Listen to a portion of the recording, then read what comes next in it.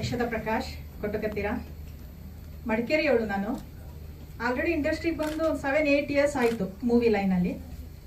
ಕೊಡೋ movie first start ಮಾಡಿದ್ದು, production first start ಮಾಡಿದ್ದು ಸ್ವಸ್ತಿಕ್ ಎಂಟರ್ಟೈನ್ಮೆಂಟ್ ಅಂತ ನನ್ನ ಬ್ಯಾನರು. ಕೊಡೋ ಮೂವಿ ಒಂದು 3-4 ಕೊಡೋ ಮೂವಿ ಮಾಡಿದ ಮೇಲೆ ಕನ್ನಡದಲ್ಲಿ ಡೈರೆಕ್ಷನ್ಗೆ ಬಂದಿದ್ದು. ಫಸ್ಟ್ ಡೈರೆಕ್ಷನ್ ರಂಗಪ್ರವೇಶ ಅಂತ, ಸುಮನ್ ನಗರ್ಕರ್ ಮ್ಯಾಮ್ ಅದ್ರಲ್ಲಿ ಮೇನ್ ರೋಲ್ ಮಾಡಿದ್ರು. ಫಸ್ಟ್ ಡೈರೆಕ್ಷನ್ ಅದೇನೆ. ಸೆಕೆಂಡ್ ಕಂದೀಲು, ಸೆಕೆಂಡ್ ಮೂವಿಗೆ ನ್ಯಾಷನಲ್ ಅವಾರ್ಡ್ ಬಂದಿದೆ. ಬಟ್ 7-8 ಇಯರ್ಸ್ ತುಂಬಾನೇ ಕಲ್ತಿದ್ದೀನಿ, ಸ್ಟ್ರಗಲು ಇದೆ. ಯಾಕಂದ್ರೆ ಫಸ್ಟ್ ಎಲ್ರಿಗೂ ಇರುತ್ತೆ, ಮೊದಲೇ ಎಷ್ಟೋ ಜನಕ್ಕೆ ಡೆಬ್ಯೂನಲ್ಲೇ ಬಂದಿರುತ್ತೆ. ನ್ಯಾಷನಲ್ ಅವಾರ್ಡ್ ಆಗಲಿ ಒಳ್ಳೊಳ್ಳೆ ಅಚೀವ್ಮೆಂಟ್ ಡೆಬ್ಯೂನಲ್ಲೇ ಬರುತ್ತೆ. ತುಂಬಾ ಜನಕ್ಕೆ ತುಂಬಾನೇ ಟ್ರೈ ಮಾಡ್ಬೇಕು. ನಾವು ಅವಾಗಿಂದನೂ ಒಂದು ಹೊಸ ಪ್ರಾಜೆಕ್ಟ್ ಮಾಡ್ಬೇಕಾದ್ರೆ ಅವಾರ್ಡು ಅಥವಾ ಫಿಲ್ಮ್ ಸೆಲೆಕ್ಷನ್ ಅಂತ ಹೋಗಲ್ಲ, ಒಂದು ಒಳ್ಳೆ ಪ್ರಾಜೆಕ್ಟ್ ಮಾಡಬೇಕು ಅಂತಾನೆ ಸ್ಟಾರ್ಟ್ ಮಾಡಿದ್ದು. ಇವಾಗ್ಲೂ ಕೂಡ ಅಷ್ಟೇ, ಒಂದು ಮೂವಿ ಮಾಡ್ಬೇಕಾದ್ರೆ ಚೆನ್ನಾಗಿ ಮಾಡೋಣ, ಒಳ್ಳೆ ಮೂವಿ ಮಾಡೋಣ ಅಂತಾನೆ ನಾವು ಮಾಡ್ತೀವಿ. ರಿಸಲ್ಟ್ ಆಮೇಲೆ, ಅದು ಫಸ್ಟ್ ನಮ್ಗೆ ಯಾವುದು ಏನು ಗೊತ್ತಾಗೋದಿಲ್ಲ. ಎಲ್ಲ ಟೀಮ್ ವರ್ಕ್ ಅಲ್ಲಿ ಬಿಲೀವ್ ಮಾಡೋಳು ನಾನು. ಅಂಡ್ ಮೂವಿ ಇಂಡಸ್ಟ್ರಿಗೆ ಹೇಗ್ ಬಂದೆ ಅಂತ ಎಲ್ರದೊಂದು ಕ್ವೆಶನ್ ಇರುತ್ತೆ, ಅಥವಾ ನೀವು ಆಮೇಲೆ ಕ್ವೆಶನ್ ಮಾಡ್ತೀರಾ ಅಥವಾ ನಾನೇ ಇವಾಗ ಎಲ್ಲ ಆನ್ಸರ್ ಮಾಡ್ಬೇಕಾ ನಂಗೆ ಗೊತ್ತಿಲ್ಲ ಯಾವ ತರ ಅಂತ. ಆಕ್ಚುಲಿ ಪ್ರಕಾಶ್ ಕಾರ್ಯಪ್ಪ ನಮ್ಮ ಹಸ್ಬೆಂಡ್ ಅವರು ಫಸ್ಟ್ ಇದ್ದಿದ್ದು ಮೂವಿ ಅಂದ್ರೆ ಸೀರಿಯಲ್ಸ್ ಅಲ್ಲಿ 80 ರಘು ಅಂಡರ್ ಅವರು ಇದ್ರಲ್ಲಿ ವರ್ಕ್ ಮಾಡಿದ್ದಾರೆ. ಸೊ ಅವಾಗ ನಾನು ಅವ್ರ ಜೊತೆ ಶೂಟಿಂಗ್ ಅದು ನೋಡಕ್ ಹೋಗ್ತಾ ಇದ್ದೆ ಅಷ್ಟೇ. ಅವರೇ ನಂಗೆ ನನ್ನ ಪ್ರೊಡಕ್ಷನ್ಗೂ ಅವರೇನೆ ನನ್ನನ್ನ ಪ್ರೊಡಕ್ಷನ್ ಮಾಡು ಅಂತ ಇದು ಮಾಡಿದ್ದು. ಅವರೇ ನಾನ್ ಮಾಡಿದ ಮೂವಿಗಳಿಗೆ ಅವ್ರು ಡೈರೆಕ್ಷನ್ ಮಾಡಿದ್ದಾರೆ ಪ್ರೊಡಕ್ಷನ್ ಅಲ್ಲಿ. ಅವ್ರ ಜೊತೆ ನಾನು ಶೂಟಿಂಗ್ ಟೈಮಲ್ಲೆಲ್ಲ ಹೋಗ್ತಿದ್ದೆ, ಏನ್ ನಡೆಯುತ್ತೆ ಹೇಗ್ ನಡೆಯುತ್ತೆ ಈ ತರದೆಲ್ಲ ತಿಳ್ಕೊಂತಾ ಇದ್ದೆ. ಡೈರೆಕ್ಷನ್ ಬಗ್ಗೆ ಆತರ ಏನು ಐಡಿಯಾ ಇರ್ಲಿಲ್ಲ, ಬರ್ಬೇಕು ಲೈನಿಗೆ ಆ ತರದೇನು ಇರ್ಲಿಲ್ಲ.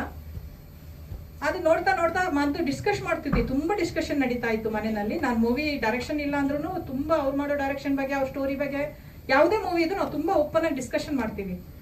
ಒಂದು ವಿಷಯ ಏನಂದ್ರೆ, ನಾನು ಇರೋದು ಮಡಿಕೇರಿ ಆದ್ರೂ ವರ್ಕಿಂಗ್ ಬೆಂಗಳೂರು ವಿಧಾನಪುರ ವರ್ಕ್ ಮಾಡ್ತಾ ಇದ್ದೀನಿ. 20 ಇಯರ್ಸ್ ಇಂದ ಒಂದೇ ಕಂಪ್ನಿ, ಅಕೌಂಟ್ಸ್ ಮ್ಯಾನೇಜರು, ಆಡಿಟಿಂಗ್ ಮಾಡ್ತೀನಿ. ನಾವು ಜರ್ನಿ ಇರುತ್ತೆ, 1 ವೀಕ್ ಬೆಂಗಳೂರಲ್ಲಿ ಇರ್ತೀನಿ, ಬಾಕಿ ಕೂರ್ಗು. ಹೋಗೋ ಬರುವಾಗೆಲ್ಲ ನಮ್ದು ಏನು 5-6 ಜರ್ನಿನಲ್ಲಿ ಮೂವಿ ಬಗ್ಗೆನೇ ಡಿಸ್ಕಷನ್ಸ್ ಇರುತ್ತೆ. ಯಾವ ಮೂವಿ ಹೇಗಾಯ್ತು ಏನಾಯ್ತು, ಒಳ್ಳೊಳ್ಳೆ ಮೂವಿ ಬಗ್ಗೆ ಡಿಸ್ಕಷನ್ ಇರುತ್ತೆ, ನಮ್ದೇನೋ ಸ್ಟೋರಿ ಇದ್ರೆ ಅದ್ರ ಬಗ್ಗೆ ಡಿಸ್ಕಷನ್ ಇರುತ್ತೆ, ಈ ತರ ನಡೀತಾ ಇರುತ್ತೆ. ಇವರ ಒಂದು ಸಪೋರ್ಟ್ ಇಂದಾನೆ ನಾನು ಇವತ್ತು ಇಂಡಸ್ಟ್ರಿಗೆ ಬಂದು ಈ ಲೆವೆಲ್ ನಿಂತಿರೋದು ಕೂಡ. ಆಮೇಲೆ ಪ್ರೊಡಕ್ಷನ್ ಆದ್ಮೇಲೆ ಡೈರೆಕ್ಷನ್ ಕೂಡ ಅಷ್ಟೇ. ನನಗೆ ಡೈರೆಕ್ಷನ್ ಅಂದ್ರೆ ನಮ್ಗೆ ಗೊತ್ತು ಅದು ತುಂಬಾ ರೆಸ್ಪಾನ್ಸಿಬಿಲಿಟಿ ಜಾಬ್ ಅಂತ, ಹಾಗಾಗ್ಬಿಟ್ಟು ಸ್ವಲ್ಪ ಹೆದರಿದ್ದು ಕೂಡ ಇದೆ. ಬಟ್ ರಂಗಪ್ರವೇಶ ಟೈಮಲ್ಲಿ ಅವರು ನಂಗೆ ಹೇಳಿದ್ರು ನೀನು ಮಾಡು ಅಂತ ಹೇಳಿ. ಸೊ ಸರಿ ಅಂತ ಹೇಳಿ ಸ್ಟಾರ್ಟ್ ಏನೋ ಮಾಡಿದೆ. ಬಟ್ ಯಾವಾಗ ಸುಮನ್ ನಗರ್ಕರ್ ಮ್ಯಾಮ್ ಎಲ್ಲ ಇದಾರೆ ಅಂತ ಅಂದಾಗ, MD ಕೌಶಿಕ್ ಸರ್ ಅವರೆಲ್ಲ ಇದ್ರು, ಒಂಥರ ಭಯ ಆಗಿದ್ದಂತೂ ನಿಜಾನೇ. ಬಟ್ ಅಲ್ಲಿ ಹೋದ್ಮೇಲೆ ಸುಮನ್ ಮ್ಯಾಮ್ ನಂಗೆ ಹೇಳ್ತಾ ಇದ್ರು, ನಿಂಗೆ ಹೆಂಗ್ ಬೇಕು ಏನ್ ಬೇಕು ನಂಗೆ ಓಪನ್ ಆಗಿ ಹೇಳು, ನಿಂಗೆ ಏನೇ ಅನ್ಸಿದ್ರು ಹೇಳು, ಏನ್ ಅನ್ಕೊಂಬೇಡ, ನಾವು ಸೀನಿಯರ್ ಆರ್ಟಿಸ್ಟ್ ಅಥವಾ ಅದು ಏನು ಅನ್ಕೊಂಬೇಡ, ನಿಂಗೆ ಏನಿದ್ರು ಓಪನ್ ಆಗಿ ಹೇಳು ಅಂತ.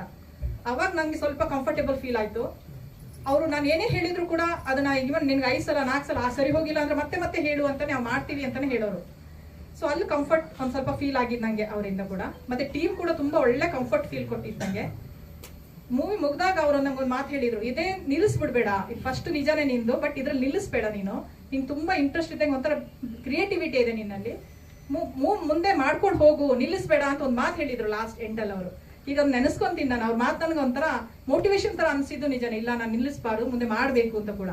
ಬಿಕಾಸ್ ಬಿಸಿ ಲೈಫ್ ಇದೆ ನಂದು, ಮನೆ ಮಕ್ಕಳು ಆಫೀಸು, ಇದ್ರ ಮಧ್ಯ ಮೂವಿ ಅಂದಾಗ ನಾಟ್ ಈಸಿ ಇಲ್ಲ, ತುಂಬಾ ಟೈಮ್ ತುಂಬಾ ಬೇಕಾಗತ್ತೆ, ಜರ್ನಿಗಳು ತುಂಬಾನೇ ಇದೆ. ಇದು ನನ್ನ ಮೂವಿ ಜರ್ನಿ ಆದ್ರೆ. ಇವಾಗ ಕಂದೀಲು ವಿಷಯಕ್ಕೆ ಬಂದ್ರೆ, ಕಂದೀಲು ನಿಜವಾಗ್ಲು ತುಂಬಾ ಖುಷಿಯ ಒಂದು ವಿಚಾರ. ಅದು ಕಂದೀಲು ಕತೆ ಸೆಲೆಕ್ಷನ್ ಆಗಿದ್ದು ನಮ್ ನಾಗೇಶ್ ಸರ್ ನಂಗೆ ರಂಗಪ್ರವೇಶ ಸೆಟ್ ಅಲ್ಲಿ ಮೀಟ್ ಆಗಿದ್ದು ನಾವು. ಅವ್ರದ್ದು ಅನಾಮಿಕಾ ಅಂತ ಕಥಾ ಸಂಕಲನದಲ್ಲಿ ಹೆಣ ಅಂತ ಒಂದು ಕತೆ ಇತ್ತು, ಅದು ನೋಡಿ ಇಷ್ಟ ಆಯ್ತು. ಆಕ್ಚುಲಿ ಅವ್ರ ಪಾಪ ಅದನ್ನು ಅವರು ಇದ್ ಮಾಡ್ಬೇಕು ಅಂತಾನೆ ಇಟ್ಕೊಂಡಿದ್ದು, ತುಂಬಾ ವರ್ಷದಿಂದ ಅವರು ಟ್ರೈ ಮಾಡ್ತಾ ಇದ್ರು. ಮತ್ತೆ ನಾನ್ ಕೇಳಿದಾಗ ಅವರು ಓಕೆ ಮಾಡೋಣ ಮಾಡಿ ಅಂತ ಕೊಟ್ರು ಕೂಡ. ಆವಾಗಿಂದ ಸ್ಟಾರ್ಟ್ ಆಯ್ತು ನಮ್ಮ ಆಕ್ಚುಲಿ ಜರ್ನಿ. ಅದರಲ್ಲಿ ಕಂದೀಲು ಮೂವಿಗೆ ನೀವು ನಿಯರ್ ಬೈ 1 ಇಯರ್ ತಗೊಂಡಿದ್ದೀವಿ ನಾವು ಸ್ಕ್ರಿಪ್ಟ್ ರೆಡಿ ಮಾಡಕ್ಕೆ. ಒಂದೇನಾಗುತ್ತೆ ಅಂದ್ರೆ ಅವ್ರದ್ದು ಕತೆ ಇತ್ತು, ಅದರಲ್ಲಿ ಒಂದು 50% ನಾವು ಅದನ್ನ ಹಂಗೆ ತಗೊಂಡು ಇನ್ನು 50% ಫುಲ್ ಚೇಂಜ್ ಮಾಡಿ ನಾವು ಮೂವಿ ಹೆಂಗ್ ಬೇಕು ಮೂವಿದ್ ಇದನ್ನ ಮಾಡ್ಕೊಂಡಿದ್ವಿ. 1 ವರ್ಷ ಕೂಡ ನಾನು, ಪ್ರಕಾಶ್, ಸ್ವಾಮಿ, ನಾಗೇಶ್ ಸರ್ 1 ವರ್ಷ ಅದ್ರ ಬಗ್ಗೆ ಡಿಸ್ಕಷನ್ ಮಾಡಿದೀವಿ. ಹಿಂಗ ಅನ್ಕೊಂಡು ನಾನು ಅವಾಗ ಅನ್ಕೊಂಡು ಒಂದು ಮೂವಿಗೆ ಎಷ್ಟೊಂದು ಇದಾಗತ್ತಲ್ವಾ ಅಂತ. ಒಂದು ಕರೆಕ್ಟ್ ಮೂವಿ ಬರಬೇಕು, ಒಂದು ಲೆವೆಲ್ ರೀಚ್ ಆಗ್ಬೇಕು ಅಂದ್ರೆ ಅರ್ಜೆಂಟ್ ಅಥವಾ ಏನೋ ಒಂದು ಹೇಗೋ ಒಂದು ಅಂತ ಮಾಡ್ಲಿಕ್ಕೆ ಆಗೋದೇ ಇಲ್ಲ. ಪ್ರತಿಯೊಂದು ಪರ್ಫೆಕ್ಟ್ ಆಗಿ ನಾವು ಫಸ್ಟ್ ಪ್ಲಾನ್ ಮಾಡ್ಬೇಕಾಗುತ್ತೆ. ನನ್ನ ಒಂದು ಸ್ಟೈಲ್ ಏನಂದ್ರೆ 100% ಪೇಪರ್ ವರ್ಕ್ ಆದ್ಮೇಲೆ ನಾನು ಶೂಟಿಂಗ್ ಹೋಗೋದು, ಆ ತರದ್ದು. 100% ಅನ್ನಿಸ್ಬೇಕು ಇದೆಲ್ಲ ಓಕೆ ಅಂತ. ಪ್ರತಿಯೊಂದು ಪೇಪರ್ನಲ್ಲಿ ಬರಬೇಕು, ಡೈಲಾಗ್ಸ್ ಇರ್ಬೋದು, ಅದಕ್ಕಿರೋ ಮೆಟೀರಿಯಲ್ಸ್ ಇರ್ಬೋದು, ಜಾಗ ಎಲ್ಲಾನು. ನನಗೆ ಆ ವಿಷಯದಲ್ಲಿ ನನಗೆ ತುಂಬಾ ಏನಂದ್ರೆ ನಾಗೇಶ್ ಸರ್, ಸ್ವಾಮಿ ಸರ್, ಅದು ಜಾಗ ಹುಡುಕೋದು, ಏರಿಯಾ ಯಾವ ಜಾಗದಲ್ಲಿ ಶೂಟ್ ಆಗ್ಬೇಕು ಅನ್ನೋದಿರ್ಲಿ, ಆರ್ಟಿಸ್ಟ್ ವಿಷಯದಲ್ಲಿ ಇರಲಿ, ಎಲ್ಲದ್ರಲ್ಲಿ ತುಂಬಾ ಕೋಪರೇಟ್ ಮಾಡಿ. ನನ್ನ ಟೀಮ್, ನಾನು ನಿಜವಾಗ್ಲೂ ಹೇಳ್ತೀನಿ, ಇವತ್ತಿಲ್ಲಿ ಬಂದು ನ್ಯಾಷನಲ್ ಅವಾರ್ಡ್ ತಗೊಂಡು ನಿಮ್ ಮುಂದೆ ಇವತ್ತೆಲ್ಲ ಹಿಂಗ್ ಪ್ರೆಸ್ ಮೀಟ್ ಕರೆದು ಕೂದಿದ್ದೀನಿ ಅಂದ್ರೆ ಪೂರ್ತಿ ಟೀಮ್ ವರ್ಕ್ ಇದೆ ಇದರಲ್ಲಿ. ಎಲ್ಲ ಪೂರ್ತಿ ಟೀಮ್ ನಾನು ಥ್ಯಾಂಕ್ ಯು ಹೇಳ್ತೀನಿ.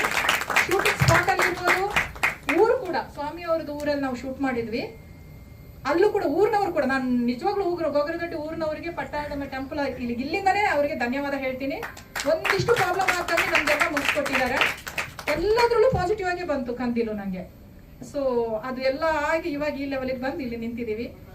ಇನ್ನ ನ್ಯಾಷನಲ್ ಅವಾರ್ಡ್ ಬಂದ ಖುಷಿಯಾಗಿದ್ದು ನಿಜ, ತುಂಬಾನೇ ಖುಷಿಯಾಗಿತ್ತು. ಆಮೇಲೆ ಅಲ್ಲಿ ಹೋದಾಗ ಅಲ್ಲಿದೊಂದು ಎಕ್ಸ್ಪೀರಿಯನ್ಸೇ ಬೇರೆ. ರಾಷ್ಟ್ರಪತಿಗಳ ಮುಂದೆ ಹೋಗ್ತೀವಿ, ಅಲ್ಲಿದೊಂದು ಯಾವ ತರ ಏನು ಅನ್ನೋದೊಂದು ಅದು ನ್ಯಾಷನಲ್ ಅವಾರ್ಡ್ ಅಲ್ಲಿ ಹೆಂಗಿರುತ್ತೆ ಅಂದ್ರೆ, ಒಂದಿನ ಮುಂಚೆ ನಮ್ಗೆ ರಿಹರ್ಸಲ್ ಅಂತ ಕರೀತಾರೆ. ಸೇಮ್ ಪ್ರೊಸೀಜರ್ ಅವತ್ತು ಏನೇನ್ ಮಾಡ್ತಾರೋ ಪೂರ್ತಿ ಮಾಡಿಸ್ತಾರೆ ಒಂದಿನ ಮುಂಚೆ. ನಮ್ಗೆ 23rd ಇದ್ದಿದ್ದು, 22nd ಈವ್ನಿಂಗ್ 3 o'clock ಕರ್ಕೊಂಡು ಹೋಗ್ತಾರೆ. ಎಲ್ಲ ಅರೇಂಜ್ಮೆಂಟ್ಸ್ ಅವ್ರದೇ ಇರುತ್ತೆ. ನ್ಯಾಷನಲ್ ಅವಾರ್ಡ್ ಬಂದಾಗ ಪೂರ್ತಿ ಅವ್ರದ್ದು, ಅದೆಲ್ಲ ಗೊತ್ತಿರ್ಬೋದು. ಒಂದು ಫ್ಲೈಟ್ ಇಂದ ಹಿಡಿದು, ಹೋಟೆಲ್ ರೂಮ್ ಇಂದ ಹಿಡಿದು, ವೆಹಿಕಲ್ ಇಂದ ಹಿಡಿದು ಎಲ್ಲ ಅವ್ರದೇ ಇರುತ್ತೆ. ಅವ್ರು ಕರ್ಕೊಂಡು ಹೋಗ್ಬಿಟ್ಟು ನಮ್ಮ ಸೀಟ್ ಆಲ್ರೆಡಿ ರಿಸರ್ವ್ ಆಗಿರುತ್ತೆ, ನಮ್ಮ ನೇಮ್ಗಳೆಲ್ಲ ಬರೆದಿರ್ತಾರೆ, ಅಲ್ಲಿ ಕೂತ್ಬಿಟ್ಟು ಏನೇನ್ ನಡೆಯುತ್ತೆ ಅನ್ನೋದನ್ನ ಪೂರ್ತಿ ರಿಹರ್ಸಲ್ ಮಾಡಿಸ್ತಾರೆ. ಅಂದ್ರೆ ಒಬ್ಬ ಪ್ರೆಸಿಡೆಂಟ್ ಬಂದಾಗ ಅವ್ರ ಮುಂದೆ ಹೆಂಗ್ ನಿಲ್ಬೇಕು, ಹೆಂಗ್ ಎಷ್ಟು ದೂರದಲ್ಲಿ ನಿಲ್ಬೇಕು, ಯಾವ ತರ ಹೋಗ್ಬೇಕು, ಯಾವ ತರ ಬರಬೇಕು, ಬಂದ್ ಎಲ್ಲಿ ಹೆಂಗೆ ಕೂರ್ಬೇಕು, ಸ್ಟ್ರೈಟ್ ಆಗಿ ಹಿಂಗೆ ಕೂತಿದೀವಿ ಅಂದ್ರೆ ಹಿಂಗೆ ಬಂದ್ ಕೂರಂಗಿರಲ್ಲ, ಒಂದ್ ರೌಂಡ್ ಹೊಡ್ಕೊಂಬಂದ್ ಕೂರ್, ಯಾರು ಮುಂದೆನೂ ದಾಟಂಗಿಲ್ಲ ಅನ್ನೋ ತರ ತುಂಬಾ ಅವ್ರದ್ದು ಒಂದು ಸಿಸ್ಟಮೆಟಿಕ್ ಇದೆ, ತುಂಬಾ ಚೆನ್ನಾಗಿದೆ ಮಾತ್ರ.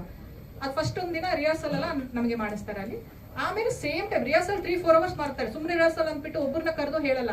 ಪ್ರತಿಯೊಬ್ಬರು ನಮ್ಮನ್ನು ಕೂಡ ಇವ್ರನ್ನು ಕೂಡ ಎಲ್ಲರೂ ಅಲ್ಲಿದ್ದ 40 ಜನ ಏನ್ ಅವಾರ್ಡಿಸ್ ಇದ್ರು ಪ್ರತಿಯೊಬ್ರು ಬರಲೇಬೇಕು. ರೌಂಡ್ ಬಂದು ಅದೇನಿದೆ ಪ್ರೊಸೀಜರ್, ದ್ರೌಪದಿ ಮುರ್ಮು ಬದಲು ಬೇರೆಯವ್ರು ನಿಂತಿರ್ತಾರೆ, ಅವ್ರ ಹತ್ರ ಇಸ್ಕೊಬೇಕು, ಮತ್ತೆ ಅಲ್ಲೇ ಇದು ಮಾಡ್ಬೇಕು, ಮತ್ತೆ ರೌಂಡ್ ಈ ತರ ನೀಟಾಗಿ ಎಲ್ಲ ಅರೇಂಜ್ ಮಾಡಿದ್ರು. ಹೊಸ ಎಕ್ಸ್ಪೀರಿಯನ್ಸ್, ತುಂಬಾ ಖುಷಿ ಆಯ್ತು.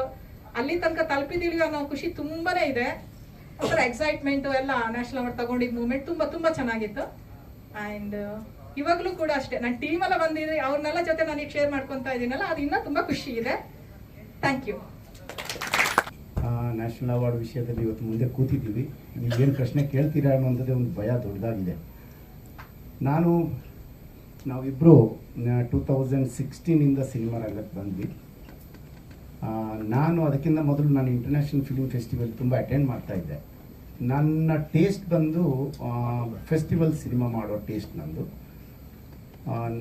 ನಾನು ಡೈರೆಕ್ಟರ್ ಆದಾಗ ಇವ್ರು ಪ್ರೊಡ್ಯೂಸರ್ ಆಗ್ತಾರೆ, ಇವ್ರು ಪ್ರೊಡ್ಯೂಸರ್ ಆದಾಗ ನಾನು ಡೈರೆಕ್ಟರ್ ಆಗ್ತೀನಿ. ಕತೆಗಳು ಇಬ್ಬರು ಸೇರಿ ಚರ್ಚೆ ಮಾಡ್ತೀವಿ. ಇವ್ರು ಮಾತಾಡಿದ್ದಾರೆ.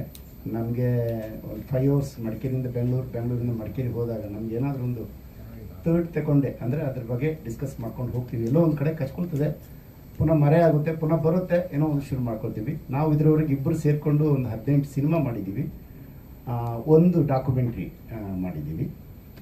ನನ್ನ ಎಲ್ಲ ಬಹುತೇಕ ಸಿನಿಮಾಗಳು ಇಂಟರ್ನ್ಯಾಷನಲ್ ಫೆಸ್ಟಿವಲಲ್ಲಿ ಸೆಲೆಕ್ಷನ್ ಆದಂಥ ಸಿನಿಮಾಗಳು.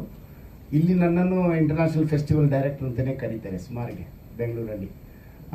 ನಾನು ಆರ್ಟ್ ಮೂವಿ ಮಾಡ್ತೀನಿ. ನಾನು ಆರ್ಟ್ ಮೂವಿ ಮೇಲೆ ತುಂಬ ಜಾಸ್ತಿ ನಂಬಿಕೆ ಇಡ್ತೀನಿ. ನಾನು ಎಕ್ಸ್-ಸರ್ವಿಸ್ ಮ್ಯಾನ್, ಆರ್ಮಿ ರಿಟೈರ್ಡ್ ಆಗಿ 2000 ಬಂದ ಮೇಲೆ ನಾನು ಇದೊಂದು ಪ್ಯಾಷನೆಟ್ ಆಗಿ ನಮ್ಮ ಕೊಡಗು ಜನಾಂಗಕ್ಕೆ, ಕೊಡವರಿಗೆ ಅಂದರೆ ನಮ್ಮಲ್ಲಿ ಆಗೋದೇ ತುಂಬ ಕಮ್ಮಿ ಸಿನಿಮಾಗಳು.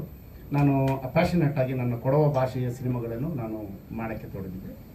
6 ಸಿನಿಮಾ ಮಾಡಿದ್ದೀನಿ.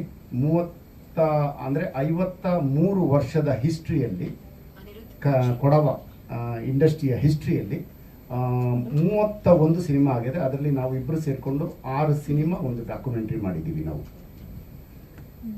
ಈ ಸಿನಿಮಾ ಕತೆ ಏನೋ ತುಂಬ ನಮಗೆ ಖುಷಿ ಆಯಿತು. ಕಾರಣ ಏನಂದರೆ ನನ್ನ ಎಲ್ಲ ಸಿನಿಮಾಗಳಲ್ಲಿ ಫಸ್ಟಿಗೆ ಹೆಣ ಬೀಳುತ್ತೆ, ಆಮೇಲೆ ಶುರು ಆಗುತ್ತೆ ಕತೆ. ಅದೇ ಥರ ಇವರು ಕತೆ ಹೆಣ ಅಂತ ಹೇಳಿದಾಗ ನಾನು ಟಕ್ಕಂತ ಕಚ್ಕಂತ ತಗೊಂಡೆ. ಯಾಕಂದರೆ ನಾನು ಇದಿದೆಪ್ಪ ಕತೆ ಶುರು ಆಗೋದೇ ಒಬ್ಬ ಸತ್ತ ಮೇಲೆ, ಇಲ್ಲದಿದ್ದರೆ ಫುಲ್ಲು ಎಳೆದು ಲಾಸ್ಟಿಗೆ ಸಾಯ್ತಾನೆ ಅಂದರೆ ಸರಿ ಆಗಲ್ಲ. ಫಸ್ಟಿಗೆ ಹೆಣ ಬೀಳಬೇಕು, ಆಮೇಲೆ ಕತೆ ಹೋಗಬೇಕು ಅಂತೇಳಿ ಆ ಥರ ಕತೆ ತಗೊಂಡು ಅದನ್ನು ತುಂಬ ನಾವು ಚೇಂಜ್ ಮಾಡಿದ್ವಿ. ಬೇರೆಯವ್ರ ಹತ್ರ ಇತ್ತು ಅದು, ಪಾಪ ಅವ್ರು ಇಸ್ಕೊಂಡು ಹೋಗಿದ್ದು ಬೇರೆಯವರೊಬ್ಬರು, ನಾನು ಜಬರ್ದಸ್ತಿ ಮಾಡ್ಕೊಂಡು ಇಸ್ಕೊಂಡೆ. ಕತೆ ನಿಜವಾಗ್ಲೂ ತುಂಬ ಅದು ನಾವು ಚೇಂಜ್ ಮಾಡಿರ್ಬೋದು. ಅದರಲ್ಲೂ ಅವರು ಹೆಣ ಅಂದರೆ ವ್ಯವಸ್ಥೆಯ ಬಗ್ಗೆ ಅವ್ರು ಬರೆದಿದ್ರು. ವ್ಯವಸ್ಥೆ, ಈಗಿನ ಸಮಾಜದ ವ್ಯವಸ್ಥೆಯ ಬಗ್ಗೆ ಬರೆದಿದ್ರು. ನಾವು ಇದನ್ನ ವ್ಯವಸ್ಥೆ ಜೊತೆ ಬೇರೆ 2 ಟ್ರ್ಯಾಕ್ ಹಾಕಿದಾಗ 3 ಟ್ರ್ಯಾಕಲ್ಲಿ ಸಿನಿಮಾ ಹೋಯ್ತು. ಆಮೇಲೆ ಶುರುವಾಯ್ತು ನನಗೆ ಆರ್ಟಿಸ್ಟ್ಗಳು ನಮಗೆ ಹೇಗೆ ಅಂದರೆ ಈ ಸೀಬಂದ ಪಾತ್ರ ಇದೆಲ್ಲ ಅದು ಒಬ್ಬ ಗಂಜ ಕುಡಿದು ಹ್ಯಾಂಗ್ ಓವರ್ ಇದ್ದ ಥರ ಫೇಸ್ ಬೇಕಾಗಿತ್ತು. ಅಂದರೆ ನಟನೆ ಆ ಥರ ಮಾಡೋರು. ನಾವು ಎಲ್ಲ ನೋಡಿದಾಗ ತುಂಬ ಜನ ರಿಜೆಕ್ಟ್ ಆಗಿ ಕಾಂತಾರದಲ್ಲಿ ಅವರು ಒಂದು ಮಾಡಿರ್ತಾರೆ ಕ್ಯಾರೆಕ್ಟರ್. ಆ ಕ್ಯಾರೆಕ್ಟರ್ ಮೇಲೆ ತಲೆ ಇಟ್ಕೊಂಡು ನಾವು ಮಾಡಿದ್ದೀವಿ. ಪರ್ಫೆಕ್ಟಾಗಿ ಮಾಡಿದ್ದಾರೆ. ಭಾಷೆಯ ಕೊರತೆ ಇದ್ದರೂ ಇವರು ಈ ರಾಮನಗರ ಸೈಡ್ ಭಾಷೆಯನ್ನು ತುಂಬ ಚೆನ್ನಾಗಿ ಅವರು ನಟನೆಯ ಜೊತೆಗೆ ಅವರು ಜೋಡಿಸ್ಕೊಂಡಿದ್ದಾರೆ. ಸಿನಿಮಾ ಇದು ನನ್ನ 2ನೇ ನ್ಯಾಷನಲ್ ಅವಾರ್ಡು. ಫಸ್ಟ್ ಒಂದು ರಿಸರ್ವೇಷನ್ ಅಂತ ಒಂದು ಸಿನಿಮಾ ನ್ಯಾಷನಲ್ ಅವಾರ್ಡ್ ಅಂತ ನಾನು ಕ್ಯಾಮ್ರಾ ವರ್ಕ್ ಮಾಡಿದ್ದು. ಇದು 2ನೇ ಸಿನಿಮಾ. ತುಂಬ ಖುಷಿ ಕೊಟ್ಟಿದೆ. ನಮ್ಮ ಅನ್ನದಾತರು ಪ್ರಕಾಶ್ ಸರ್ ಆಗಲಿ, ನಮ್ಮ ಬಾಸ್ ಅಂತ ನಾನು ಡೈರೆಕ್ಟರ್ನ ಮೇಡಮ್ ಅಂತ ಯಾವತ್ತು ಕರೆದೆಲ್ಲ ಬಾಸ್ ಅಂತಲೇ ಕರೆಯೋದು ನಾನು. ಅವರು ಅಷ್ಟೇ ಸಿನಿಮಾ ಮಾಡೋಕ್ಕೆ ತುಂಬ ಸಹಕಾರ ಮಾಡಿದ್ದಾರೆ ನಮಗೆ. ಹೇಗೆ ಬರಬೇಕು ಅನ್ನೋದೇ 1 ವರ್ಷ ನಾವು ಅದನ್ನು ಸ್ಕ್ರಿಪ್ಟ್ ಇಟ್ಕೊಂಡು ಒದ್ದಾಡಿದ್ದೀವಿ. ಸೆಟ್ ಆಗಲಿ ಇಲ್ಲಾಂದರೆ ಪ್ರತಿಯೊಂದು ಒಂದು ಕ್ಯಾರೆಕ್ಟರ್ ಕಾಸ್ಟ್ಯೂಮ್ ಆಗಲಿ, ಒಂದೊಂದು ಪಾತ್ರ ಹೇಗಿರಬೇಕು. ಆಮೇಲೆ ಜನ ಒಂದು ಎಕ್ಸಾಂಪಲ್ ಹೇಳ್ಬೇಕಂದ್ರೆ ಕ್ಲೈಮ್ಯಾಕ್ಸಲ್ಲಿ ಒಂದು ಜಾತ್ರೆ ಇದೆ. ಆಲ್ಮೋಸ್ಟ್ ಎಲ್ಲ ಚೀಟ್ ಮಾಡೋಣ ಅಂತ ಅಂದ್ಕೊಂಡಿದ್ದು, ಚೀಟ್ ಮಾಡ್ದಂಗೆ ನಾವೇ ಸೆಟ್ ಹಾಕಿ ಆ ಜಾತ್ರೆ ಶೂಟ್ ಮಾಡಿದ್ದೀವಿ. ತುಂಬ ಚೆನ್ನಾಗಿ ಬಂದಿದೆ ಸಿನಿಮಾ. ಎಲ್ಲರಿಗೂ ಥ್ಯಾಂಕ್ಸ್. ನನ್ನ ತುಂಬ ಮಾತಾಡೋಕ್ಕೆ ಬರೋಲ್ಲ ನನಗೆ. ಕ್ಯಾಮ್ರೆಯಿಂದ ಕೆಲಸ ಮಾಡೋದು ಮಾತ್ರ ಗೊತ್ತು ನನಗೆ. ದಿವಸ ಅನ್ನೋಕ್ಕಿಂತ ಕಾನ್ಸೆಪ್ಟ್ ಜಾಸ್ತಿ ಆಗಿದೆ, ಡೇ ಕಮ್ಮಿ ಆಗಿದೆ. ಒಂದು ಡೇ ಅಂದರೆ ಒಂದು 20 ದಿನ ಆಗಿರ್ಬೋದು. ಕಾನ್ಸೆಪ್ಟ್ ಜಾಸ್ತಿ ಆಗಿದೆ. ನೈಟ್ ಅಂದ್ರೆ ನಮ್ದೇನಂದ್ರೆ ಬೆಳಿಗ್ಗೆನೆ ಸ್ಟಾರ್ಟ್ ಮಾಡಿ ರಾತ್ರಿ 11 ಗಂಟೆ ತನಕನೂ ಕೆಲವು ಸಲ ಶೂಟ್ ಮಾಡಿದಿರುತ್ತೆ, 10 ಗಂಟೆ ತನಕನೂ ಶೂಟ್ ಮಾಡಿದಿರುತ್ತೆ. ಆ ತರ ನಮ್ದು ನ್ಯಾಚುರಲ್ ಲೈಟ್ಸ್.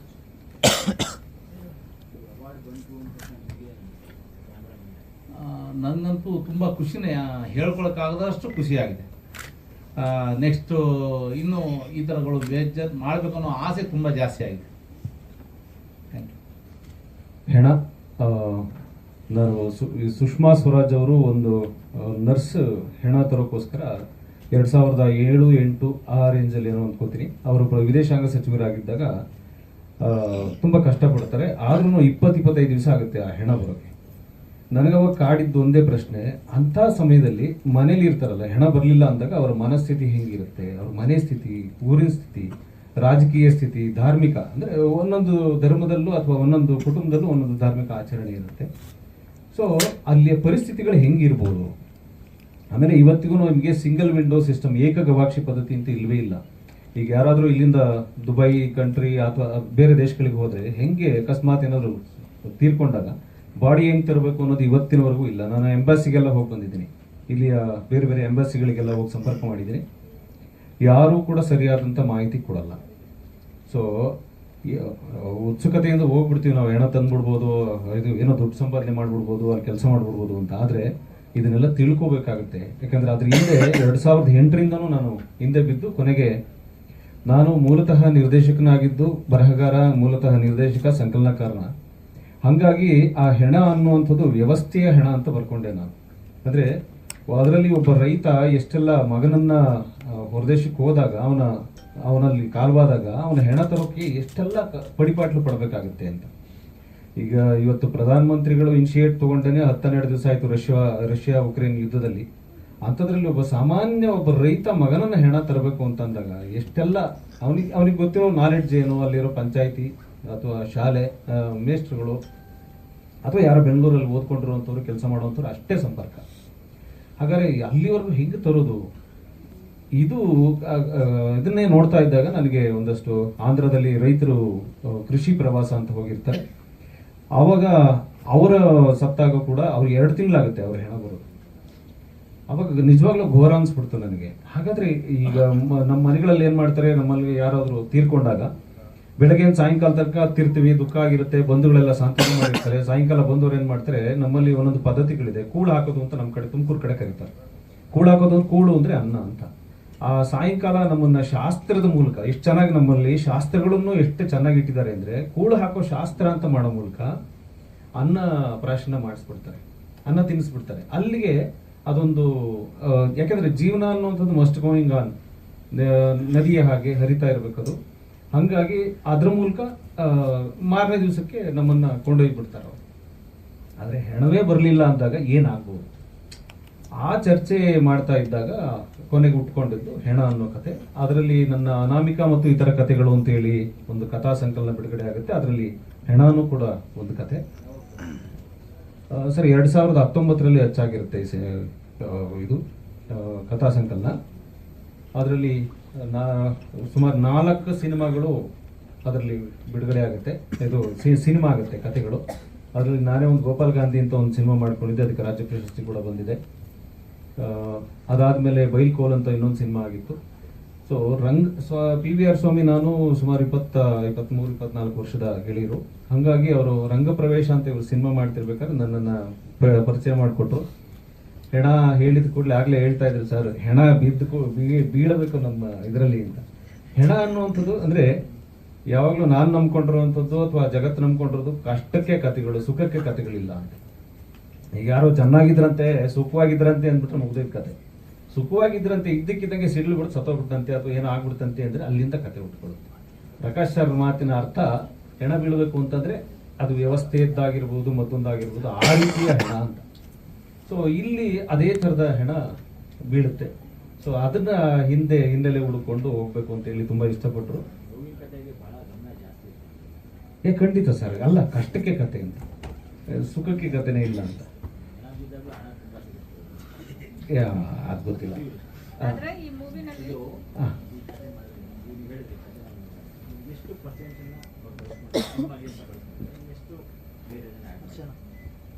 ಬೇರೆದು ಅಂತಂದ್ರೆ ಇದರಲ್ಲಿ ನಾನು ಸ್ವಲ್ಪ ಏನಾದರೂ ಸಾಮಾಜಿಕವಾಗಿ ಸಮಸ್ಯೆಗಳ ಕಂಡಾಗ ನುಗ್ಗೋದು ಜಾಸ್ತಿ. ಆದರೆ ಮೇಡಮ್ಗೆ ಒಂದು ಬೇಸಿಕ್ ಇನ್ಸ್ಟಿಂಕ್ಟ್ ಒಳಗಡೆ ಇದೆ, ರೇ ಆಫ್ ಹೋಪ್ ಅಂತ. ಅಂದರೆ ಯಾವಾಗಲೂ ಕೆಟ್ಟದ್ರ ಒಳಗಡೆ ಕೆಟ್ಟದ್ದಿದೆ ನಮ್ಮಲ್ಲಿ ಅಂತಂದ್ರೆ ಏನು ಪಾಸಿಟಿವ್ ಇದೆ ಅಂತ ಹುಡುಕ್ತಾರೆ. ಆಕ್ಚುಲಿ ಇವ್ರು ಇರೋ ಕಡೆಗೆ ನಾನು ಕಂಡ್ಕೊಂಡಿರೋದು ಅಂದರೆ ಮಾಧ್ಯಮ ಇದೆ ಅನ್ನೋ ಕಾರಣಕ್ಕೆ ಹೇಳ್ತಾ ಇಲ್ಲ.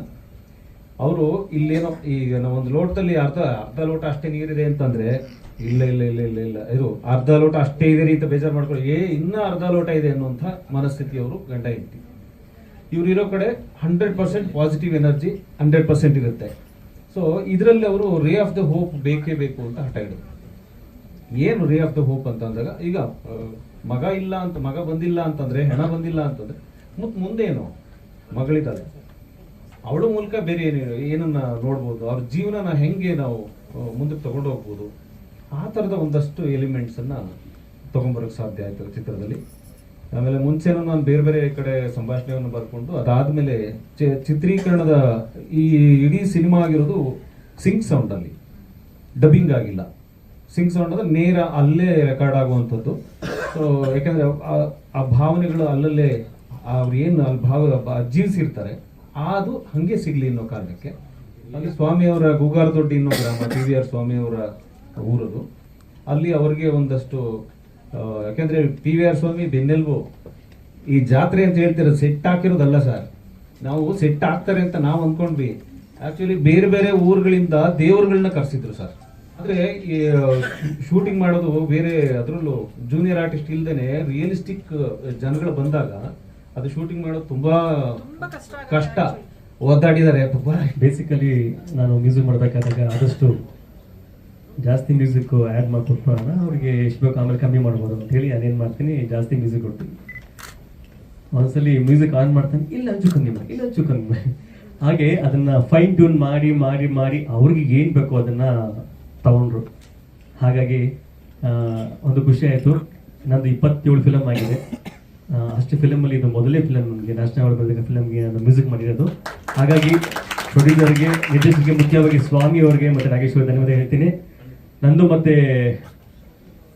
ನಮ್ಮ ಕ್ಯಾಮ್ರಾಮನ್ ಸ್ವಾಮಿ ಅವ್ರದ್ದು ಸುಮಾರು ಒಂದು 10 ಮೇಲೆ ಫಿಲಮ್ ಒಟ್ಟಿಗೆ ಕೆಲಸ ಮಾಡಿದ್ದೀವಿ. ಅವರೇ ಮೂಲ ಕಾರಣ ಈ ಫಿಲಮ್ಗೆ ನಾನು ಮ್ಯೂಸಿಕ್ ಮಾಡೋದಕ್ಕೆ. ತುಂಬ ಖುಷಿ ಆಗುತ್ತೆ. ಮತ್ತೆ ಈ ಥರ ಒಂದು ಅವಕಾಶ ಸಿಗ್ತಾಯಿರಲಿ ಅಂತ ದೇವ್ರು ಪ್ರಾರ್ಥನೆ ಮಾಡ್ತಾ ಇಲ್ಲಿ ಬಂದಂತ ಎಲ್ಲರಿಗೂ ನಮಸ್ಕಾರ ಮಾಡ್ತಾ ಮಾತಾ ಮುಗಿಸ್ತೀನಿ. ಧನ್ಯವಾದಗಳು. ಒಳ್ಳೆ ಪಾತ್ರ ಕೊಟ್ಟರು.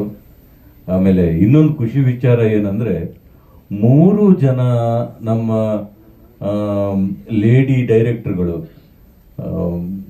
ಪ್ರೇಮ ಕಾರಂತ್, ಇನ್ನೊಬ್ರು ಕವಿತಾ ಲಂಕೇಶು, ಯಶೋಧ ಮೇಡಮು, ಇವ್ರು 3 ಜನರ ಪಿಕ್ಚರಲ್ಲೂ ನಾನು ಕೆಲಸ ಮಾಡಿದ್ದೀನಿ. 3 ರಾಷ್ಟ್ರ ಪ್ರಶಸ್ತಿ ಪಡೆದಿರೋ ಪಿಕ್ಚರ್. ಆಮೇಲೆ ಇಲ್ಲಿ ಈ ಚಿತ್ರಕ್ಕೆ ಈ ರಾಷ್ಟ್ರ ಪ್ರಶಸ್ತಿ ಬಂತು ಹೇಗಂತ ಯೋಚನೆ ಮಾಡಿದ್ರೆ ಇದು ನಿರ್ದೇಶಕರ ಕೈಚಳಕ, ಆಮೇಲೆ ಮುಖ್ಯವಾಗಿ ಕಂಟೆಂಟ್. ನಾಗೇಶ್ ಅವರು ತಂದಿರೋ ಕಂಟೆಂಟ್ ಅಂದ್ರೆ ನಾವು ಒಬ್ಬ ಶಿಲ್ಪಿ ಆರಿಸ್ಕೊಳ್ಳುವಂತ ಕಲ್ಲು ಮೇಲೆ ಹೋಗುತ್ತೆ. ಆ ಕಲ್ಲನ್ನ ಅವನಿಗೆ ಹೇಗೆ ಕೊರಿತಾನೆ, ಹೇಗೆ ಅದನ್ನ ಚಿತ್ರ ಬಿಡಿಸ್ತಾನೆ, ಅದ್ರ ಮುಖ್ಯ ಆಗೋದ ಕಲ್ಲು. ಆ ಕಲ್ಲಲ್ಲಿ ಒಂದು ಸಣ್ಣ ಸೆಲೆ ಇದ್ರೆ ಆ ಶಿಲೆ, ಆ ಮೂರ್ತಿ ಹೇಗೆ ಬರಲ್ಲ ಅಂತ ಒಂದು ಗಟ್ಟಿಯಾದ ಕಲ್ಲನ್ನ ನಾಗೇಶ್ ಅವ್ರು ಕೊಟ್ರು. ಅದನ್ನ ಅಷ್ಟೇ ಸುಂದರವಾಗಿ ನಮ್ಮ ಯಶೋಧ ಮೇಡಮ್ ಅವ್ರು ಕೆತ್ತಿದ್ರು. ಅವ್ರ ಜೊತೆಗೆ PVR ಸ್ವಾಮಿ ಇದ್ರು, ಇವರೆಲ್ಲ ಸೇರ್ಕೊಂಡು ತುಂಬಾ ಚೆನ್ನಾಗಿ ಕೆತ್ತಿದ್ರು. ಅದಿವತ್ತು ರಾಷ್ಟ್ರ ಮಟ್ಟದಲ್ಲಿ ಸೌಂಡ್ ಮಾಡ್ತು. ಸಂತೋಷ. ಮತ್ತೊಮ್ಮೆ ಎಲ್ರಿಗೂ ಧನ್ಯವಾದಗಳು. ನಮಸ್ಕಾರ. ಮುಖ್ಯವಾಗಿ ಒಬ್ಬ ಮಹಿಳಾ ನಿರ್ದೇಶಕಿ ತಾನು ಯಾವುದರಲ್ಲೂ ಕೂಡ ಕಡಿಮೆ ಇಲ್ಲ ಅನ್ನೋ ಥರ ಈ ಸಿನಿಮಾವನ್ನು ನಿರ್ದೇಶನ ಮಾಡಿರುವಂಥದ್ದು. ಹೇಳಿ ಕೇಳಿ ಈಗಲೂ ಕೂಡ ಪುರುಷ ಪ್ರಧಾನ ಸಮಾಜನೇ. ಇಲ್ಲಿ ಒಬ್ಬ ಮಹಿಳೆ ಸಾಧನೆ ಮಾಡೋದಕ್ಕೆ ಬಹುಶಃ ಬೇರೊಬ್ಬರಿಗೆ ಸ್ಫೂರ್ತಿಯಾಗಿರೋದು ಯಶೋಧ ಮೇಡಮ್ ಹೇಳೋದಕ್ಕೆ ಇಚ್ಛೆ ಪಡ್ತಾ ಇದ್ದೀನಿ.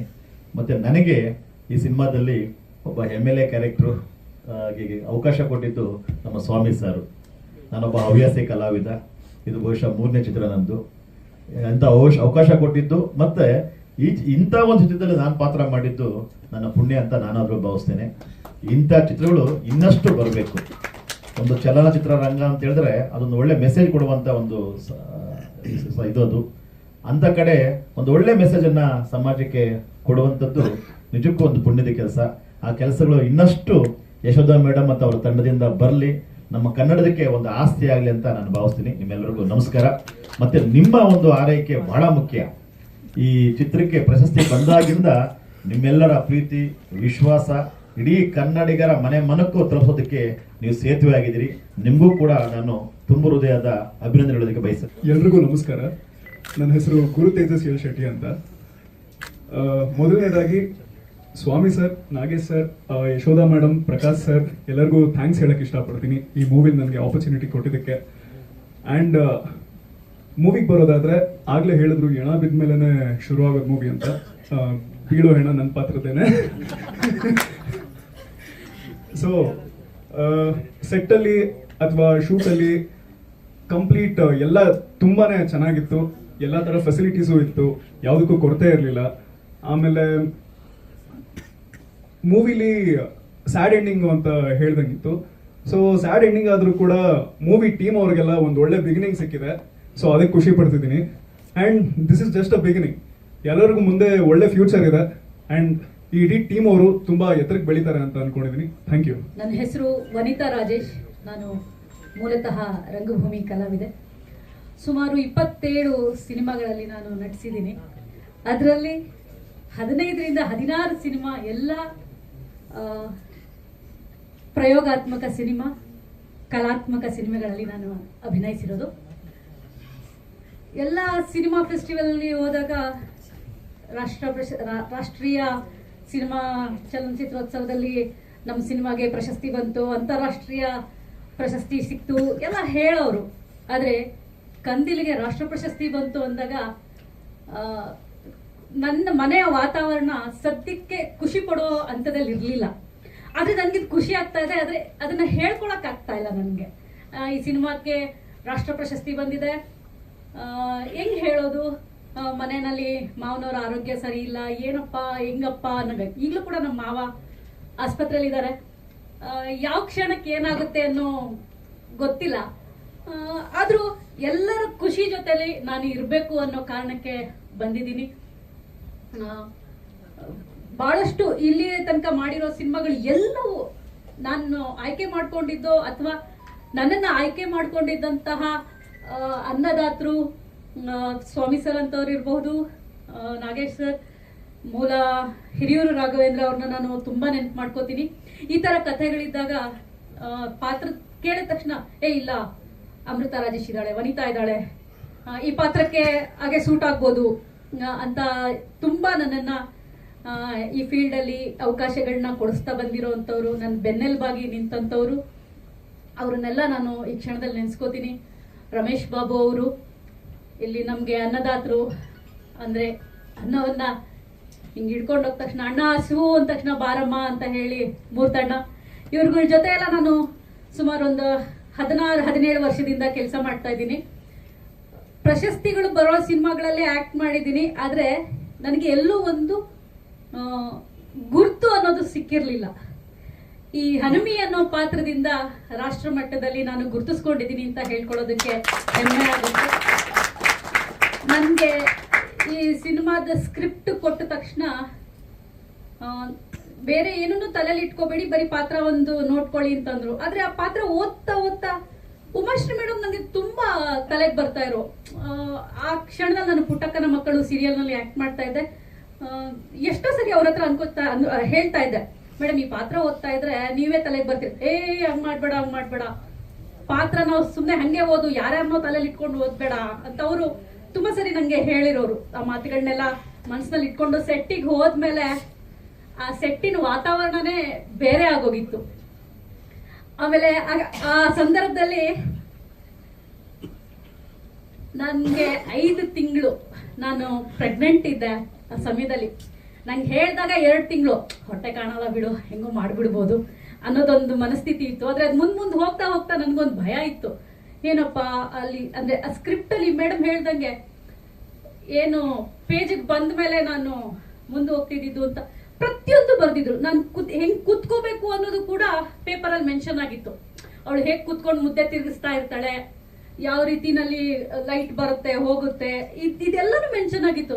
ಅವಾಗ ಯೋಚನೆ ಮಾಡ್ತಾ ಇದ್ದೆ, ಕುಂತೆದ್ದೊಳ್ಬೇಕಾದ್ರೆ ಏನಾದ್ರು ಆದ್ರೆ ಮತ್ತೆ ಧೈರ್ಯ ತಗೊಂಡು ಏನಾಗಲ್ಲ, ನಾವು ಆರ್ಟಿಸ್ಟ್ ಆಗಿದ್ದವರು ಇದನ್ನೆಲ್ಲ ಯೋಚನೆ ಮಾಡಬಾರ್ದು ಅಂತ. ಅದ್ 2-3 ದಿನದಲ್ಲಿ ಇವ್ರಿಗೆ ಗೊತ್ತಾಗೋಗ್ಬಿಡ್ತು. ಅವ್ರು ಕಾನ್ಶಿಯಸ್ ಆಗೋದ್ರು, ಅದೇ ಪ್ರೆಗ್ನೆಂಟ್ ಅಂತ ಲೇಡಿಗೆ ಹೆಂಗ್ ಮಾಡ್ಸೋದು. ನಾನು ಅವ್ರಿಗೆ ಹೇಳಿದೆ, ಏನು ತಲೆ ಕೆಡ್ಸ್ಕೋಬೇಡಿ ಸರ್, ನಾನು ಅದನ್ನ ತಲೆಯಲ್ಲಿ ಇಟ್ಕೊಂಡಿಲ್ಲ, ನಿಮ್ಗೆ ಏನ್ ಬೇಕು ಹೇಳಿ, ನಾನು ಅದನ್ನ ಮಾಡಕ್ ತಯಾರಿದ್ದೀನಿ ಅಂತ. ಸೊ ಇವತ್ತಿನ ಈ ಖುಷಿಗೆ ನನ್ನ ತಂಡದವರು ಎಲ್ಲರೂ, ಜೊತೆಗೆ ನನ್ನ ಕುಟುಂಬ, ಇಲ್ಲಿ ಮೇಡಮ್ಗೆ ಹೇಗೆ ಪ್ರಕಾಶ್ ಸರ್ ಇದ್ದಾರೋ ಹಾಗೆ ನನ್ನ ಹಿಂದೆ ನನ್ನ ಗಂಡ ರಾಜೇಶ್ ಯಾವಾಗ್ಲೂ ಇರ್ತಾರೆ, ಜೊತೆಗೆ ನನ್ನ ಮಕ್ಕಳು. ಬಂದ ತಕ್ಷಣ ಮೇಡಮ್ ಕೇಳಿದ್ರು, ನಮ್ಮ ರಾಷ್ಟ್ರ ಪ್ರಶಸ್ತಿ ತಂದ ಮಗು ಎಲ್ಲಿದೆ ಅಂತ. ಕರ್ಕೊಂಡು ಬಂದಿಲ್ಲ ಮೇಡಮ್ ಅಂತ. ಅವ್ನು ಕರ್ಕೊಂಡು ಬಂದ್ರೆ ನಾನು ಇಲ್ಲಿ ಕುತ್ಕೊಳ್ಳೋಕೆ ಬಿಡಲ್ಲ, ಆ ರೀತಿ ಮಾಡ್ತಾನೆ. ತುಂಬಾ ಖುಷಿ ಆಗ್ತಿದೆ ಈ ವಿಚಾರಗಳನ್ನೆಲ್ಲ ನಿಮ್ಮ ಮುಂದೆ ಹಂಚ್ಕೊಂಡಿದ್ದಕ್ಕೆ. ಮತ್ತೆ ಎಲ್ಲರಿಗೂ ಧನ್ಯವಾದ ಹೇಳ್ತಾ ಇದ್ದೀನಿ. ನಮಸ್ಕಾರ. ಎಲ್ಲ ನನ್ನ ಮಾಧ್ಯಮ ಮಿತ್ರರವರಿಗೆ, ಮಾಧ್ಯಮ ಎಲ್ಲ ವರ್ಗದವರಿಗೆ, ಹಾಗೆ ಮುಖ್ಯವಾಗಿ ಇಡೀ ಕಂದಿಲು ಚಿತ್ರತಂಡ, ನಾವಿಲ್ಲಿದ್ದೀವಿ, ನಮ್ಮನ್ನು ನೀವು ನೋಡ್ತಾ ಇದ್ದೀರಿ. ಈ ಸಿನಿಮಾದ ಈ ಗೆಲುವಿಗೆ ನೀವು ಕೂಡ ಎಲ್ಲ ಕಾರಣ ಆಗಿದ್ದೀರಿ, ತಂಡದವರು, ಮತ್ತೆಲ್ಲ ನನ್ನ ಅಭಿಮಾನಿ ದೇವರುಗಳು, ನಮ್ಮ ಅನ್ನದಾತ, ಅನ್ನ ಬ್ರಹ್ಮ ಪ್ರಕಾಶ್ ಕಾರ್ಯಪ್ಪ ಸರ್, ನಿರ್ಮಾಪಕರು. ಚೆನ್ನಾಗಿ ಚಿಕ್ಕದಾಗಿ ಚೊಕ್ಕಟಾಗಿ ಕೆಲವೊಮ್ಮೆ ಪರ್ಸನಲ್ ಆಗಿ ಕರೆದು, ಪ್ರಭಾಕರ್ ಸರ್ ಹೀಗಿದ್ರೆ ಚೆನ್ನಾಗಿರುತ್ತೆ ಅನ್ನೋ ಒಂದು ನಿರ್ದೇಶನ ನೀಡಿದಂಥ ನಮ್ಮ ಯಶೋಧ ಮೇಡಮ್, ಅದು ಹೇಳ್ತೀನಿ ಆಮೇಲೆ, ಯಶೋಧ ಮೇಡಮ್ ಅವರು. ಹಾಗೆ ಬಹುಶಃ ನನಗೆ PVR ಸ್ವಾಮಿಯವರು ನನಗೆ ಎಲ್ಲಿ ಗುರಿ ಇಟ್ಟರು ಅಂತ ಗೊತ್ತಿಲ್ಲ ನನಗೆ. ನಾನು ಆಲ್ರೆಡಿ ಕುಂದಾಪುರ, ಉಡುಪಿ, ರಿಷಬ್ ಶೆಟ್ಟಿ ಏರಿಯಾ ನಮ್ಮದು, ಅದೇ ಊರು. ಕಾಲ್ ಬಂತು PVR ಸ್ವಾಮಿಯವರು. PVR ಸ್ವಾಮಿಯವರ ನಾನು ಅವರ ಕ್ಯಾಮರಾ ಮೇಲೆ ಸಿನಿಮಾ ನೋಡಿದ್ದೀನಿ, ಅವ್ರನ್ನ ನಾನು ಛಾಯಾಚಿತ್ರದಲ್ಲಿ ನೋಡಿದ್ದೀನಿ. ಆದರೆ ನನಗೆ ಅವ್ರಿಗೆ ಎಲ್ಲೂ ಮುಖ ಪರಿಚಯ ಆಗಿದ್ದು ಎಲ್ಲೂ ಇರಲಿಲ್ಲ. ಆದರೆ ನನಗೆ ಗೊತ್ತು, ಇಂಥ ಅದ್ಭುತ ಒಬ್ಬ ಕ್ಯಾಮ್ರಾಮ್ಯಾನು ನನಗೆ ಕಾಲ್ ಮಾಡ್ತಿದ್ರಲ್ಲ, ಏನು ಸಿನಿಮಾ ಇರ್ಬೋದು, ಅದೇನು ಕ್ಯಾಮ್ರಾಮನ್ ಅಂತ ಕೇಳಲಿಕ್ಕೆ ಸಾಧ್ಯ ನನ್ನ ಮನಸ್ಸೊಳಗೆ ಬಂತು. ಪರವಾಗಿಲ್ಲ ಸರ್, ಯಾವಾಗ ಬರುತ್ತೆ ಮಾಡೋಣ ಅಂತ ಹೇಳಿದೆ, ಎಲ್ಲಿ ಲೊಕೇಶನ್ ಬರುತ್ತೆ ಹಾಗೆ ಅಂತ. ಸರಿ ಓಕೆ ಅಂತ ಎಲ್ಲ ಆಯಿತು. ಆಮೇಲೆ ನಡೆದ ಕಥೆನೇ ಬೇರೆ. ಅದನ್ನು ಶೂಟಿಂಗ್ ಅಂತ ಬರುವಾಗ ನಮ್ಮ ಕಥಾಗಾರರು ನನ್ನನ್ನು ವೆಲ್ಕಮ್ ಮಾಡಿದರು, ಒಂದು ಟ್ಯಾಕ್ಸಿಯಿಂದ ಕರ್ಕೊಬರ್ತಾಯಿದ್ರು. ಹಾಗೆ ಇವರು 14 ವರ್ಷದ ಹಿಂದಿನ ಕಥೆ ಇತಿಹಾಸ ನನ್ನ ಮುಂದೆ ಬರ್ತಾ ಇದೆ, ಕಾರ್ನಲ್ಲಿ ಹೇಳ್ತಾ ಇದ್ದಾರೆ. ಸರ್, ಇದು 14 ವರ್ಷ ಆಯ್ತು ಈ ಕತೆ ಬರೆದಿಟ್ಟು, ನಾವು ಇದಕ್ಕಿನ್ನೂ ಮುಖ್ಯ ಸಿಕ್ಕಿಲ್ಲ, ನೋಡಬೇಕು, ನಾನೇ ಮಾಡಬೇಕು ಅಂತ ಇದ್ದೀನಿ ಸಿನಿಮಾ, ಅದು ಆಗಿಲ್ಲ ಹಾಗೀಗಂತ ಹೇಳಿದ್ರು. ಅವರು ಪೀಠಿಕೆಗಳ ಕೇಳಿದರು. ಆದರೆ ಕತೆ ಹೇಳುವಾಗ ಮಾತ್ರ ನಾನು ಅವ್ರಿಗೆ ಒಂದು ಪ್ರಶ್ನೆ ಮಾಡಿದೆ ಸರ್ಗೆ, ಅಲ್ಲೇ ಕಾರಿನಲ್ಲಿ, ಸರ್ ಈ ಪಾತ್ರ ಮಾಡ್ಲಿಕ್ಕೆ ನಾನು ಸಾಧ್ಯನಾ, ನನ್ನ ಹತ್ರ ಆಗತ್ತಾ ಈ ಪಾತ್ರ ಅಂತ. ಯಾಕಂತ ಹೇಳಿದ್ರೆ ನನಗೆ ಪ್ರಕಾಶ್ ಕಾರ್ಯಪ್ಪ ಸರ್ ಹೇಳಿದ್ರೆ ನನ್ನ ಕಲಾತ್ಮಕ ಚಿತ್ರ ತುಂಬ ಇಷ್ಟ. ನಾನು ಮುಂಚಿನಲ್ಲೂ ಕಲಾತ್ಮಕ ಚಿತ್ರ ಗಿರೀಶ್ ಕಾಸರಳ್ಳಿ ಅವರ ಗುಲಾಬಿ ಟಾಕೀಸಿಂದ ನಾನು ಮಾಡ್ಕೊಂಡು ಬಂದವನು. ಇನ್ನೊಂದು ಅಂದರೆ ನನಗೆ ನನ್ನ ಯಾವುದೇ ಒಂದು ಸ್ವಂತಿಕೆಯಿಂದ ಹೇಳ್ತಾ ಇಲ್ಲ, ಕಲಾತ್ಮಕ ಚಿತ್ರಗಳು ನಾನು ಇಷ್ಟರವರೆಗೆ ನಟನೆ ಮಾಡಿದ ತುಂಬ ಸಿನಿಮಾಗಳಿರ್ಬೋದು, ನನಗಲ್ಲದಿದ್ದರೂ ಆ ಸಿನಿಮಾಗಳಿಗೆ ಎಲ್ಲ ಪ್ರಶಸ್ತಿಗಳು ಬಂದಿವೆ. ಕಾಂತಾರ ಸಮೇತ ಕೊನೆಯಲ್ಲಿ ಹೆಚ್ಚಿನ ಸಿನಿಮಾಗಳು, ಮುಖಜ್ಜಿ ಕನಸುಗಳು ಅಥವಾ ನಮ್ಮ ಜೀವಿ ಸರ್ ಅವರದ್ದು ವೈಷ್ಣವಿ ಇರ್ಬೋದು, ಗಿರೀಶ್ ಕಾಸರಳ್ಳಿ ಅವರ ಗುಲಾಬಿ, ಪ್ರತಿಯೊಂದು ಬಿಡಿ ಎಲ್ಲೋ ಉಳಿದಾರು ಕಂಡಂತೆ ಪ್ರತಿ ಒಂದು ಸಿನಿಮಾಗಳು ಏನಾದರೂ ಪ್ರಶಸ್ತಿ, ಪಿಂಗಾರ ಇರ್ಬೋದು, ತುಂಬ ಸಿನಿಮಾಗಳಿವೆ, ಅವೆಲ್ಲ ಲಭಿಸಿವೆ. ನನ್ನ ಮನಸ್ಸೊಳಗೆ ಇನ್ನೊಂದು ಹೋಗ ಪ್ರಶ್ನೆ ಅಂತ ಹೇಳಿದ್ರೆ, ಈ ಕಲಾತ್ಮಕ ಚಿತ್ರ ಇಷ್ಟು ಇದೆ, ಈ ಶಿವನ ಪಾತ್ರ ಮಾಡ್ಲಿಕ್ಕೆ ಸಾಧ್ಯನಾ? ನಮಗೆ ಭಾಷೆ ಸರ್ ಹೇಳ್ದಾಗೆ ಭಾಷೆಯ ತೊಂದರೆ ಇದೆ. ನಾನು ಕುಂದಾಪುರದ ಕಡೆಯಲ್ಲಿ ನಿಮ್ಗೆ ಗೊತ್ತಿದೆ, ಹಾಯ್ ನಮಸ್ಕಾರ ಅಂತಾರೆ ಕುಂದಾಪುರ ಭಾಷೆಯಲ್ಲಿ. ನಮ್ದು ಆಡು ಭಾಷೆ ಹಾಯ್ ನಮಸ್ಕಾರ, ಉಂಡ್ರಿಯ ತಿಂದ್ರಿಯ ಮನಿಕಂಡ್ರಿ ಏಕೆಂದ್ರೆ ನಮ್ಮ ಕುಂದಾಪುರ ಭಾಷೆ ನಮ್ಮ ರವಿ ಗೊತ್ತು ನಾವೆಲ್ಲ ಹೇಳ್ದಂಗೆ. ಅದೇ ನಾವು ಸ್ವಲ್ಪ ಉಡುಪಿ ಬಂದ್ರೆ ಹೇಗಿದ್ದೀರಾ, ಚೆನ್ನಾಗಿದ್ದೀರಾ, ಮತ್ತೆ ಮಾತಾಡುವುದಿಲ್ವಾ, ಹಾಗೆ ಈಗ ಸೂಪ್ರಮುಖವಾದ ಹಾಗೆ ಅದೇ ತರ ಇದು ಯಾಕೆ ಬರುವುದು ನನಗೆ ಇಲ್ಲ ಅಂದ್ರೆ ನೋಡಿದೆ. ಪ್ರಥಮ ದಿನ ಬಹುಶಃ ನಾಗೇಶ್ವರ ಅವರೆಲ್ಲ ನನ್ನ ಮುಖ ನೋಡ್ಲಿಕ್ಕೆ ಶುರು ಮಾಡಿದ್ದಾರೆ, ಮೇಡಮ್ ನೋಡಿದ್ದಾರೆ.